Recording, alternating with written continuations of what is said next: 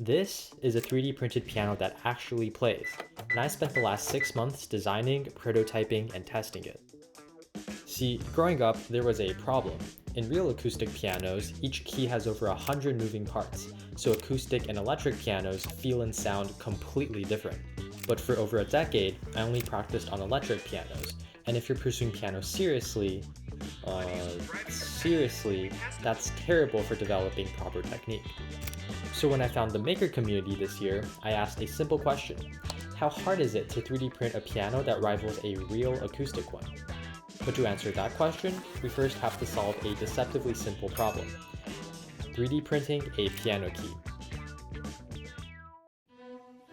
In a real piano, a key-specific touch and sound allows pianists to express different styles and emotions. But realism means having way too many parts to replicate, and while electric pianos have fewer parts per key to save money, they don't exactly feel the best to play. I needed something in the middle. To solve this, I looked to compliant mechanisms, which move using the flexibility of plastic and need no joints or fasteners. These are extremely common in plastic boxes and lids.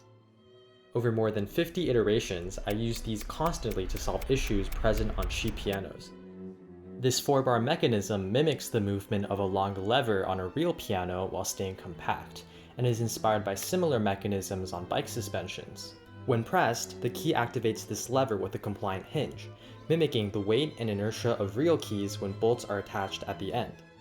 I also added these other sections to help with realism, like the spring, which creates a tactile bump to simulate the feeling of escapement, which is when these two components slide off each other in a real piano. But as I began to put these keys together, I noticed another problem: the assembly. See, most 3D printers print parts in layers, starting from the bottom, so hanging areas need supports to fight gravity. But if I print these keys together, the floating areas create supports that nearly double the filament and print time. Instead, after isolating each key, I added dovetail joints so different sections can print separately before assembling together. This allows me to customize the key cover without printing unique keys, and attach the weight lever separately so I can print it in a reflective white without needing a multicolor printer. After adding back all the keys, these dovetail connectors maintain alignment between the black and white keys, while extra connectors on the front, back, and bottom finish the assembly. While this brings the total to around 50 parts for a 12-note octave, it halves the filament cost and is still far less than the hundreds in an upright piano. Since piano strings are large and hard to design, I used a hybrid approach, combining semi-realistic keys with electronics.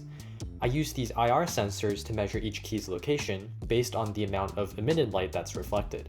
Because reflectivity changes with color, I printed the hammers in white to create the most sensor response.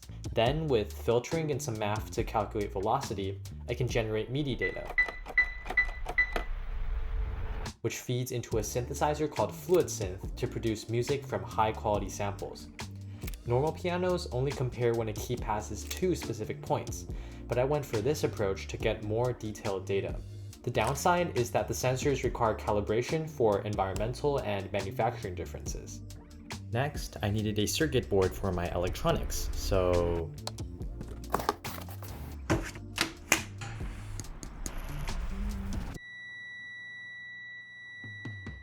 this is a custom circuit board I designed to operate the piano's 60 sensors.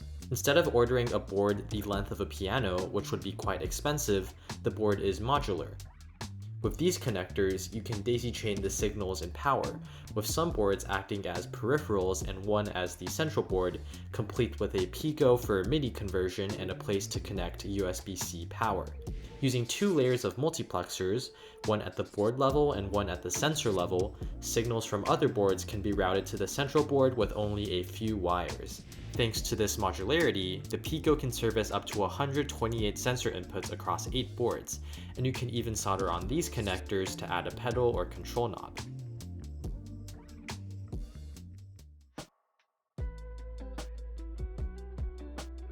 Now, all that's left is to assemble the piano. For this build, I printed 60 keys across 5 octaves, costing 800 grams of filament and taking 41 hours to print. Each key needed a weighted hammer and key cover requiring 660 grams and 22 hours to print, and over 100 bolts and 300 nuts. The main assembly is made of 60 connectors along with additional spacers in the bottom, front, and back, requiring an extra 470 grams and 15 hours. Finally, I just needed to install the circuit boards, install each octave, and put on the front and back covers, and the piano is done. So this is the part of the video where I was supposed to play the piano, but since I just got back from a convention called Opensauce, I thought I would share what people played at my exhibit.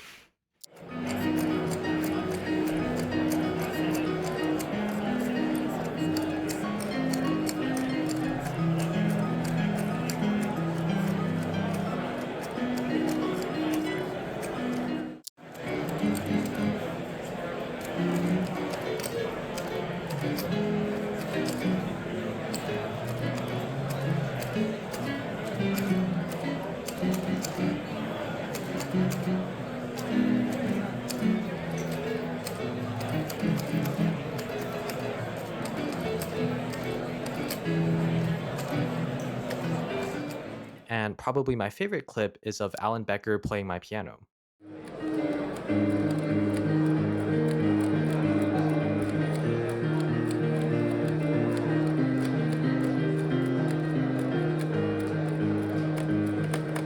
Oh no.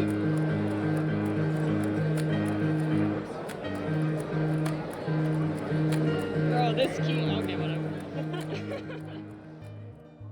While most people liked the feeling of the keys better than their electric pianos at home, That feels pretty good. You got that crunchiness of the 3D print, but it's got the weight is exactly right. it's pretty obvious from that clip that there are still many issues. It's a little. Yeah, It's hard to feel. yeah, it's a little hard to play. Different. Yeah. The reliability of these sensors and keys likely means I need to print in PETG and use Hall effect sensors instead of IR ones. And since this is a first prototype, there are many areas I intend to improve, likely in a future video on this channel. Over the last 7 months, this project has consumed close to 1,000 hours of my time since I've had to learn almost everything from scratch. While the piano is still far from perfect, I'm still immensely grateful. Grateful that I had the opportunity to pursue such an ambitious project, grateful that my work excited so many people at Opensauce, and grateful that I now get to share this work with you. Making these videos takes an unfathomable amount of time, so if you'd like to support my journey of learning everything from scratch, be sure to subscribe. But for now, I've got to get to my next project, so